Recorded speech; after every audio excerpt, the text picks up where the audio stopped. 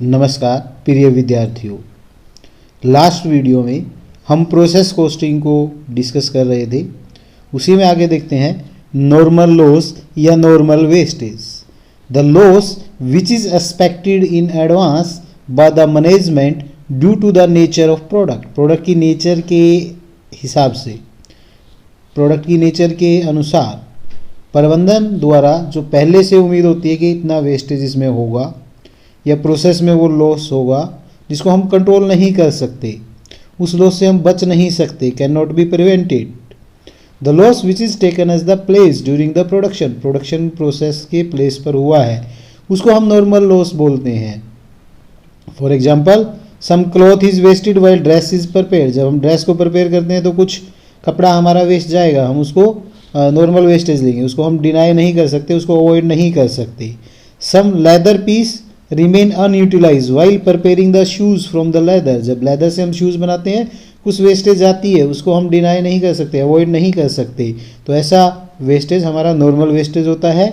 और वुड जब हम कुछ रह जाता है, डोर्स बनाते हैं, विंडो बनाते हैं, फर्नीचर बनाते हैं, जो कारपेंटर द्वारा बनाए जाते हैं, वुड जो रह जाता है वो वेस्टेज है, हमारी नॉर्मल वेस्टेज है, उसको हम डिनाई नहीं कर सकते, अवॉइड नहीं कर सकते, वो रहेगा due to the process.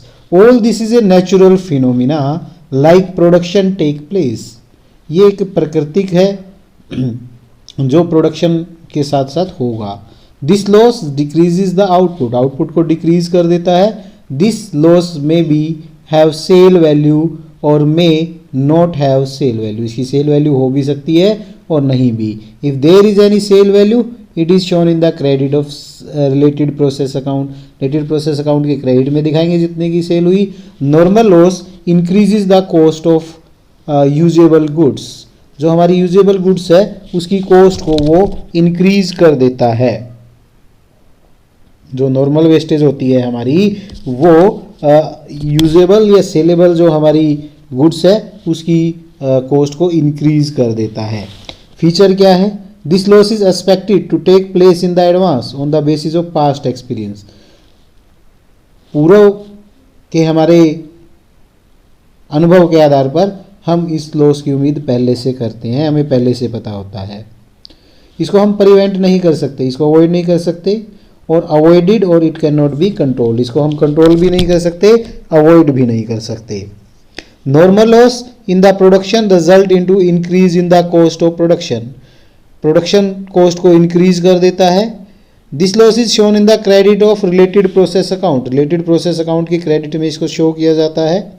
Loss में हैव और may not have some sale value in the market. उसकी सेल वैल्यू हो भी सकती है और नहीं भी मार्केट में।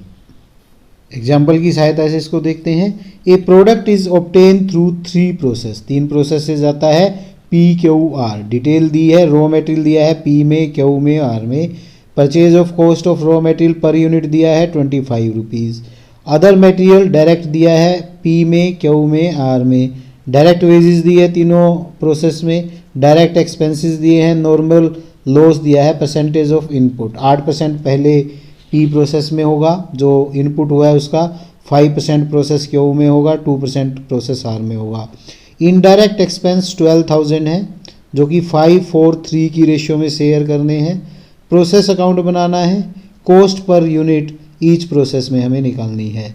तो सबसे पहले हम प्रोसेस P अकाउंट बनाएंगे।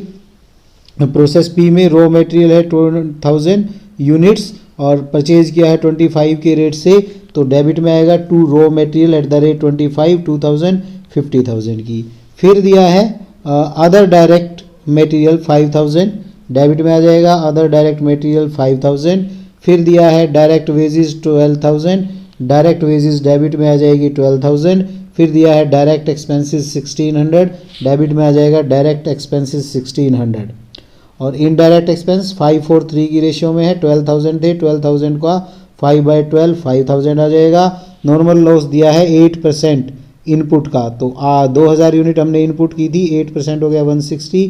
प्रोसेस अकाउंट Q में चला जाएगा 1840 यूनिट, इसका टोटल करेंगे 73,600। ये हमारा प्रोसेस Q में चला जाएगा 40 रुपये प्रति यूनिट की रेट से। प्रोसेस B Q अकाउंट बनाएंगे। प्रोसेस पी से 1840 यूनिट आई है 73,600 की। मटेरियल लगा है 3000, वेजेस 12,000, अदर डायरेक्ट एक्सपेंसेस 1792। इनको हम डेबिट में लिखेंगे। Material 3000, direct wages 12,000, other direct expenses 1792, indirect expenses 4/12 part 12,000 का 4,000। नॉर्मल लॉस दिया है 5% ऑफ द इनपुट, तो इनपुट था 1840, उसका 5% 92 यूनिट्स हमारी नॉर्मल लॉस है, बाकी 1748 बच गई। टोटल कर लेंगे तो कॉस्ट आ जाएगी 94,392 डिवाइड बाई 1748, तो 54 रुपीज़ पर यूनिट आ जाएगा। फिर हम प्रोसेस आर अकाउंट बनाएंगे। प्रोसेस क्यू से 1748 यूनिट आई थी 94,392 की। Material, direct wages, direct expense 2000, 15,000 and 2092। Indirect दे रखे हैं 12,000 का 3/12 3000। नॉर्मल वेस्ट दे रखा है 2% ऑफ इनपुट, तो इनपुट इसका था 1748, 2% करेंगे अप्रोक्सीमेटली 35 यूनिट्स आ जाएगा। बाकी बच गया फिनिश स्टॉक में, ये फिनिश स्टॉक में चला जाएगा। इस प्रकार से हम नॉर्मल लॉस को ट्रीट करेंगे प्रोसेस अकाउंट में। और कुछ एग्जांपल देखते हैं। From the following figure show the cost of the 3 process of manufacture. 3 process की कॉस्ट दिखानी है। Production if each process is pass to the next, each process की प्रोडक्शन को नेक्स्ट प्रोसेस में ट्रांसफ़र कर दिया जाता है immediately on the completion. Process A B C से रिलेटेड डाटा दिया है, wages and material, works overhead, production in the units, opening stock दिया है, क्लोजिंग स्टॉक दिया है। तो देखते हैं कैसे बनाएंगे। तो प्रोसेस ए में वेजेस एंड मटेरियल 30,400 डेबिट में चले जाएंगे। To wages and material 36,000 unit है 30,400 की। वर्क्स ओवरहेड 5600 डेबिट में चले जाएंगे। यूनिट्स हमने 36,000 लिख दी है, तो ये total cost 36,000 process process B में चली जाएगी। 36,000 यूनिट 1 रुपया पर यूनिट। प्रोसेस बी में ओपनिंग स्टॉक है, ओपनिंग स्टॉक दिया 4,000 रुपीज़ 1 की रेट से लेंगे, क्योंकि प्रोसेस ए की कॉस्ट आई है ₹1। तो प्रोसेस बी में आ गया 4,000 यूनिट है, 1 रुपये के हिसाब से 4,000 की हो गई। प्रोसेस ए से 36,000 यूनिट आई 36,000 की। वेजेस एंड मटेरियल लगा 12,000 का, और ओवरहेड लगे 5,275। प्रोडक्शन यूनिट हुई 37,500। वेजेस है 12,000, वर्क्स ओवरहेड है 5,250। वेस्ट प्रोडक्शन हुई थी हमारी 37,500, जो हमने प्रोसेस सी में ट्रांसफ़र की है। क्लोजिंग स्टॉक दे रखा है 1,000, तो 1,000 1 रुपये पर यूनिट 1,000, तो ये हमारी वेस्टेज आ जाएगी। टोटल यूनिट थी 40 में से 38,500, तो 1,500 हमारी वेस्टेज आ जाएगी। 56,250 1.5 रुपया पर यूनिट हमारी यहाँ कॉस्ट आ जाएगी, जिसको हम ट्रांसफ़र करेंगे प्रोसेस सी में। तो प्रोसेस सी में आ गया।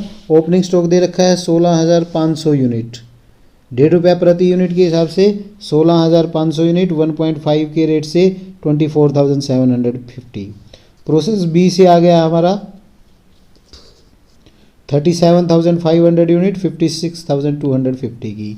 वेजेस एंड मटेरियल लगा 29,250। वर्क्स ओवरहेड लगे 6,000। 29,250 वर्क्स ओवरहेड 6,000। फिर हमारा क्लोजिंग स्टॉक है 5,500। क्लोजिंग स्टॉक है हमारा 5,500 1.5 के रेट से 8,250। यहाँ पर यूनिट प्रोड्यूस हुई 48,000, तो 48,000 फिनिश प्रोडक्ट में चली जाएगी। और जो हमारी यूनिट बच गई है टोटल थी 5,500 वहाँ बच गई हैं 48 है, तो 500 का हमारा वेस्टेज आ गया। 8,250 क्लोजिंग स्टॉक की वैल्यू है, और ये 1,08,000 ₹2.25 पर यूनिट हमारी कॉस्ट आ गई है। नेक्स्ट एग्जांपल देखते हैं। Prepare process cost account showing the cost of output and the cost per unit at each stage of manufacture. हर एक स्टेज पर हमें कॉस्ट पर यूनिट दिखानी है। क्या मानते हुए the operation in each process are complete daily, each process का जो ऑपरेशन है वो डेली कंप्लीट होता है। Value at which unit are to be charge to the process 2 and 3 is the cost per unit of process 1 and 1 plus 2 respectively. Process 2 में process 1 की जो लागत है वो लेनी है, प्रोसेस 3 में प्रोसेस 1 प्लस प्रोसेस 2 की जो लागत है वो लेनी है हमें ओपनिंग और क्लोजिंग स्टॉक की। अदर इन्फॉर्मेशन दी है, डायरेक्ट वेजेस दिया है तीनों का, मशीन एक्सपेंसेस दिया है, factory on cost, factory overhead दिए हैं, रॉ मटेरियल कंज्यूम दिया है 24,000 का प्रोसेस 1 में, प्रोडक्शन ग्रोस हुई है यूनिट्स में 2750, वेस्टेज हुई है प्रोसेस 1 में 150, 2 में 210 और 3 में 200, ओपनिंग स्टॉक दिया है सेकंड में है 250 और थर्ड में है 500, पहली में कुछ नहीं है, क्लोजिंग स्टॉक पहली में कुछ नहीं है, दूसरी में है 440, तीसरी में है 100। तो देखते हैं कैसे करेंगे। सबसे पहले डायरेक्ट रॉ मटेरियल कंज्यूम है 24,000, रॉ मटेरियल 24,000, यूनिट दी है 2750, 2750। फिर डायरेक्ट वेजेस है 7500, डायरेक्ट वेजेस 7500। फिर मशीन एक्सपेंस है 4200, machine expense 4200। Factory on cost 3300, factory on cost 300 हम इसके डेबिट में लिखेंगे। टोटल यूनिट आ गई 2750, वेस्टेज दिया है 150 का तो वेस्टेज 150, बाकी यूनिट हमारी 2600 बच गई जो प्रोसेस 2 में चली जाएंगी। टोटल कॉस्ट आ गई 39,000, 15 रुपीज़ पर यूनिट की रेट से। फिर प्रोसेस 2 में ओपनिंग स्टॉक दे रखा है 250, 15 रुपीज़ के रेट से 3750। प्रोसेस 1 अकाउंट से 2600 यूनिट आई है 39,000 की, डायरेक्ट वेजेस लगी 15,000, machine expenses 3600, factory on cost 4650। Wastage दे रखी है 210 यूनिट्स की, क्लोजिंग स्टॉक दे रखा है 440, 15 रुपीज़ के हिसाब से 6600 आ जाएगा। बाकी जो यूनिट्स बच गई वो प्रोसेस 2200 3 में चली जाएंगी, टोटल करके 6600 लेस कर देंगे 59,400, 27 रुपीज़ पर यूनिट की रेट से। प्रोसेस 3 में ओपनिंग स्टॉक दे रखा है 500 यूनिट्स का, 27 के रेट से 13,500 आ जाएगा। प्रोसेस 2 से 2200 यूनिट आई 59,400 की, डायरेक्ट वेजेस दे रखी है, machine expense factory on cost दे रखा है, वेस्टेज दे रखी है 200 यूनिट्स, क्लोजिंग स्टॉक दे रखा है 100 यूनिट 27 के रेट से 2700, बाकी हमारा फिनिश स्टॉक में चला जाएगा 2400 यूनिट। इस टोटल यूनिट को 200 और 100 माइनस करेंगे 2400 आ जाएगा, टोटल कर लेंगे उसमें से 2700 लेस कर देंगे तो फिनिश स्टॉक में 96,000 की 2400 यूनिट चली जाएंगी। नेक्स्ट देखते हैं prepare process account. Process account बनाना है 66/2/3% of portion of finish goods were sold at a profit of 33/1/3% on the selling price. Means to say कि जो हमारा प्रोडक्शन हुआ है उसका 2/3 पार्ट फिनिश गुड्स में चला जाएगा और उसको हमने सेलिंग प्राइस पर 1/3 प्रॉफिट पर सेल किया है, उसका प्रॉफिट निकालना है। रिमेनिंग पोर्शन हमारा वेयर हाउस में ट्रांसफ़र कर दिया जाएगा। फिनिश स्टॉक अकाउंट और वेयर अकाउंट भी बनाना है। क्या इन्फॉर्मेशन दी है? रॉ मटेरियल कंज्यूम दिया है प्रोसेस 1 का, डायरेक्ट लेबर दी है 1 2 3, फैक्ट्री एक्सपेंस दिए हैं 1 2 3, प्रोडक्शन इन यूनिट दिया है 18,500, वेस्टेज दिया है पहली में 500, दूसरी में 750, तीसरी में 250। ओपनिंग स्टॉक दिया है, पहली में कुछ नहीं है, दूसरी में 2000, तीसरी में 8,250। क्लोजिंग स्टॉक पहली में कुछ नहीं है, दूसरी में 500, तीसरी में 2750। तो देखते हैं इसको कैसे करेंगे।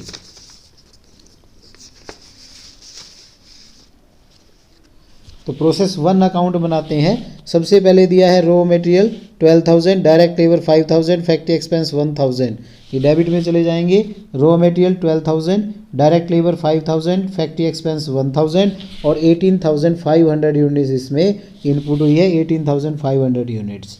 वेस्टेज दी है 500 यूनिट की, ये हमारे क्रेडिट में चली जाएगी। बाय वेस्टेज 500, बाकी यूनिट्स जो बची हैं 18,000 वो प्रोसेस सेकंड में चली जाएगी 1800 की, तो 1 रुपीज़ पर यूनिट आ गया। ओपनिंग स्टॉक दिया है प्रोसेस 2 का 2000, 1 रुपीज़ पर यूनिट की रेट से 2000 रुपीज़ की ये हमारी डेबिट में चली जाएगी। प्रोसेस 1 से 18,000 हमारे आए थे, 18,000 की रेट से। डायरेक्ट लेबर दिया है, फैक्ट्री एक्सपेंस दिया है, वेस्टेज दी है 750, ये क्रेडिट में चली जाएगी बाय वेस्टेज 750। क्लोजिंग स्टॉक दिया है 501 रुपीज़ की रेट से बाय क्लोजिंग स्टॉक 500 का। बाकी हमारा जो यूनिट्स हैं वो प्रोसेस 3 में चला जाएगा और इसका टोटल में से 500 लेस कर देंगे 28,150, ये हमारा प्रोसेस 3 में चला जाएगा। प्रोसेस 3 में ओपनिंग स्टॉक दिया है 8,250 1.5 के रेट से, जो कि प्रोसेस 2 में आया था, तो ये हमारी हो गई 12,375। प्रोसेस 2 से आ गया 18,750 यूनिट्स 28,125 की। डायरेक्ट लेबर दी है, फैक्ट्री एक्सपेंस दिए हैं। वेस्टेज दी है 250 यूनिट्स, ये क्रेडिट में चली जाएगी। क्लोजिंग स्टॉक दिया है 2,750, क्लोजिंग स्टॉक 2,750 1.5 के रेट से, तो ये हमारा फिनिश स्टॉक में चला जाएगा 24,000 यूनिट 54,000 की। फिर हमें फिनिश स्टॉक अकाउंट बनाना है। प्रोसेस 3 से हमारा 24,000 यूनिट 54,000 की आ गई। इसमें से उसने बोला है 1/3 वेयर हाउस में चली जाएगी 8,000 यूनिट 18,000 के रेट से। इसको हमें प्रॉफिट पे सेलिंग प्राइस पे 1/3 प्रॉफिट लेना है। अगर हमारा सेलिंग प्राइस 100 है तो प्रॉफिट 100/3 हो गया, कॉस्ट हो गई 200/3। इफ़ हमारी कॉस्ट 200/3 है देन प्रॉफिट होगा 100/3। 1 है 100/3 डिवाइड बाई 200/3, तो ये 1/2 आ जाएगा। हमारी कॉस्ट 36,000 है तो प्रॉफिट आएगा 18,000। हमारा प्रॉफिट आ गया 18,000, सेल हो गई हमारी 16,000 यूनिट की 54,000 रुपीज़। इस प्रकार से हम इसको करेंगे। Thank you very much.